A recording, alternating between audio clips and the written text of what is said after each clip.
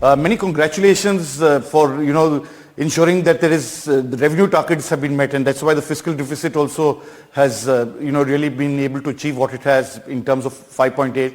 But it must have been difficult for you in terms of ensuring compliance. So I wanted to first go on to direct taxation. Why did you decide? Is it just because in an election year many people, the political leadership always likes to give the middle class a little bit of a more, in terms of direct taxation, some kind of relief, but you'll stayed the course. Why did you do that? Well, as you said, it was an interim budget, and moreover, the benefits or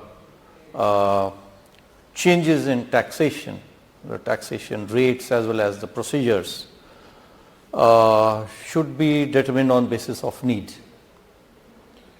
There was a felt need last year. You are aware it was not an election year, but still there was a felt need. It had been long that the tax rates had not been changed, and so basis the need, it was done last year. And it's not in our interest to keep changing tax rates too often, both for taxpayers as well as for the tax authorities, because there is a virtue in stability and tax certainty which the government has been pursuing. And so it was felt that we should continue with the same rates. You are aware that major changes, major overhaul was made on the personal income tax rate structure, especially for the new tax regime. And it had been only 1 year. We had not even got the returns for that particular year. It would have been rather premature if we had gone in for any changes on the direct taxes. But coming back to the new regime that you started, and that was, you've really given an incentive for people to go into the new tax regime.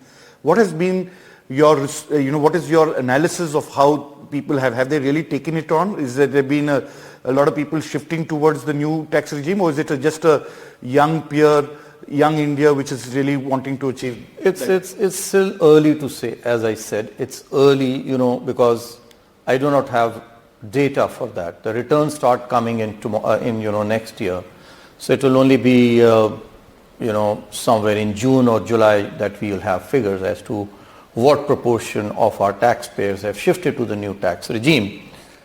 But anecdotally, and I have been speaking to people like you and others who meet, we are quite confident that a majority, more than 50%, should at least shift to this new tax regime.